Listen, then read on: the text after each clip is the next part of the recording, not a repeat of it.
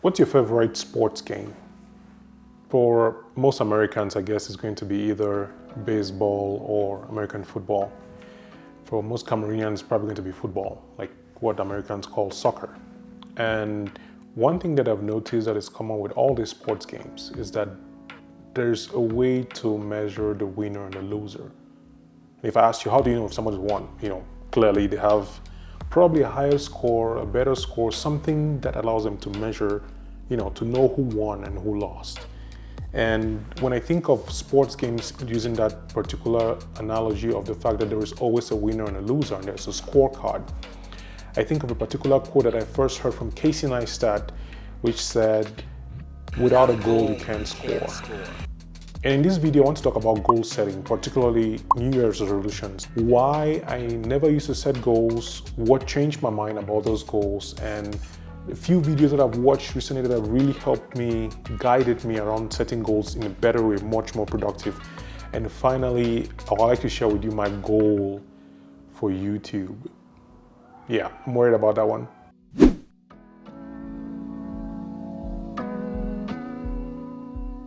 Hi, my name is Kamga Tchassa and I'm very passionate about personal development and relationships. On this channel, I try to bring the things that I learn, whether it's from content that I watch, movies, TV shows, books especially, and also from my experience as an immigrant. I was born in Cameroon and now live in the US. Thank you so much for coming to the channel, and if this is the first time you're here, then this is great. Like, yo, say hello. I would really like to, have a chat, talk to you. And if this is the second or third, or you've been here for a while, I really appreciate you hanging out with me because 2020 has been a very interesting year. So, goal setting, New Year's resolutions. I was one of those people who didn't set goals. I was one of those people who was very, vibrant on Facebook saying, no need for New Year's resolutions. Every day is a new year. Time is a construct. Nobody needs to figure out those things. The past 4 months, October, November, December. The past 6 months. Yeah, the past 6 months, the past year. The past year has been a very monumentous year for me, particularly the last 3 months. And I found myself in a position where I had to reflect. Like, normally I'm very introspective. I take a lot of time to think about things. Usually if you're having a conversation with me, unless it's something that I know a lot about, I tend to think too much and, process my thoughts as I speak. But the last month has been tough, really tough. Like, a bunch of things have happened in my life that I did not expect to happen. Things just went awry. I found myself in a very, I want to say dark place. Actually, it was dark because sometimes I'll stay in the house and not go out. But I found myself in a place where I had to really reconsider the thoughts that I had about myself, the way I saw myself and saw goals and saw my projects, and look at, 2020 and things changing and really asking myself, like, okay, what went wrong? What happened? What could have been done differently? And all those questions that just pop up in my mind. But for some reason, I started gravitating towards being more intentional on my content consumption. So what then happened is that I started consuming, binge watching a lot of YouTube channels that had to do with either, increasing income and being better, and red pill videos and no fab, like all these things that I was sort of already interested in, but never really, consumed with the intention, okay, let me learn something out of these videos. The video that inspired this video is a video by one of my favorite YouTubers. His name is Nakil, and the name of the channel is Captain Sinbad. I'm going to put a link in the description for the video that actually brought this whole thing up. So Nakil watched a video from Zack Kravitz. Like, is this inception of videos? He watched a video from Zack Kravitz, made his video about goal setting, and then this is me now making a video about goal setting after watching a video from Nakil, who watched a video. Anyway, I watched that video very recently, and the video was, I would say, at the top. It was like the cream on the cake of whatever I was eating, because I was watching videos from Catherine Manning of the Content Bug. I was watching videos from Anthony O'Neill, and I was watching other videos from Erin On Demand. Particularly with Erin On Demand, I watched this video about vision boarding, which I was hoping to do a vision board, but I realized that I may not be able to do a vision board in 2021. But I want to do that in 2022 or later on. But I'm getting ahead of myself. So I watched all these videos and came to the realization that, like all sports games, if you don't have a goal, you can't score. And I'm going to put the original author of the quote on the screen, whose name I can't pronounce because I thought it was Casey who made the quote, but apparently it's not Casey. That realization is what really got me to realize that, if I keep doing what I'm doing, if I keep winging it, if I keep, setting all these weird, huge goals and hoping and praying without any actionable steps, then I will end up here again at the end of 2021 and 2022 and 2023. And I turned 31 in like next month, February. And yeah, so in 9 years, I'm going to be 40, God willing, if I have this long life. And in 19 years, I'm going to be 50. Like, the more I think about the long term down the road, and it's both this whole idea of short term and long term, but I cannot help it but realize that I can't keep doing the same things that I've been doing if I want to get different results. Like, I've heard this quote multiple times, but it makes sense when your life, when you look at your life and you wake up every morning, you're like, yeah, clearly, if I keep eating the way I'm eating, if I keep sleeping the way I'm sleeping, if I keep playing video games, if I keep not working on these skills that I want to, I will end up here over and over and over. And that hit me in a way that I realized I can't just keep hoping that I'm going to be talented enough or creative enough to solve problems. I need to actually have a plan. And to get to that step, to get to that place where I realized, like, wow, New Year's, the reason why people do New Year's resolution, because it's this collective, this global feeling of a fresh start. I think that's something that I used to minimize a lot, not leveraging the idea that everybody is feeling this bubbling feeling of, wow, a new year is beginning. This is a new start. This is a new day. I think it's like birthdays, right? Almost everybody starts reflecting a little bit more on, let's say, around their, 18th birthday, 21st birthday, 30th birthday, 25th. Like, I think on your birthday, whether you want it or not, you have to think a little bit about your life. And I feel like the new year brings that same spirit of, let me think a little bit about how the year has been, what has happened. And now maybe you can use it to think about what I could do. And so the video I would highly recommend to watch, first, the way I would recommend you should watch it, watch Nikhil's video and then you watch Zack Kravitz, because Nikhil really brought down the system that made a lot of sense. I applied some of his things later on my own system, and Zack Kravitz really it's a longer form. Like, you have to pause the podcast, go and carry the exercise, and then come back. And to just a quick overview of what Zack explains. You start with your wins. You write down your wins, everything. Like, you look at the whole year. Like, you write a long list of wins, everything, big wins, little wins, all those wins. You put everything down. You write it on one side of the paper. Next, you write the lessons that you learn from those wins. And like he says, that's where the magic is. You write every single win, you write a lesson. It's win, lesson, win, lesson. You do the same thing for your losses. You write down every loss. And like he said, it's one that stings because, man, who hasn't had losses this year? And I know people have had a lot of wins, but losses way more than, I feel like more people have had losses than wins. But the cool thing that happens is when you move on to the lessons, you start realizing, like, yeah, you did this. Like, for me, for example, one of my wins is that I was supposed to get to 1,000 subscribers on the channel. And that was an amazing thing. I really wanted to get to 1,000 subscribers and I finally got that. And the lesson that I learned from that is if I set a goal and actually make the steps to work towards it, I can actually achieve it. And it may not seem a lot once you get to like 100,000 subscribers. I feel like, no, 1,000 is nothing. But for some people, if you're watching this and you're a YouTuber, you know how hard it is to get that first 1,000 subscribers. And that was a big win for me. When it comes to the losses, the loss for me, I can't even talk about a loss right now because I'm still going through it.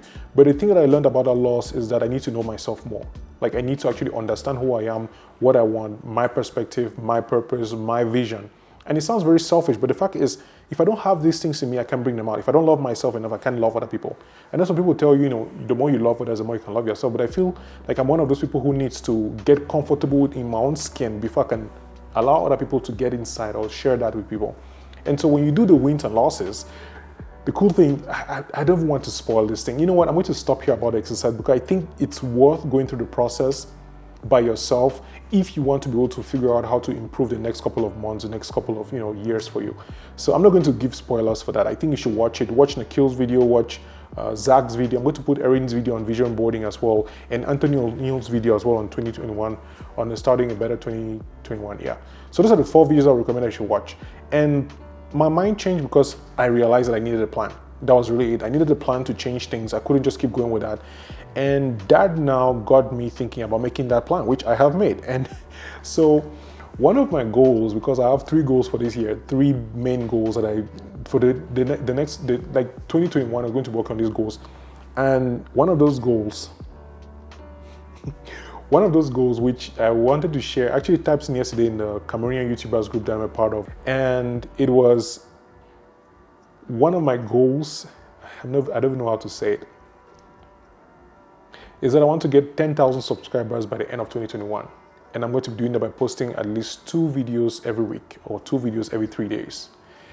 And so, even just as I said it right now, I realized that it's one of those goals that I haven't really made a plan to get it there, because when you go through Zack's video, you're able to see how to break down into quarters and months and weeks and days, and you realize that you can take this big goal and actually break it down, because now I see a path towards actually the execution, the videos per week.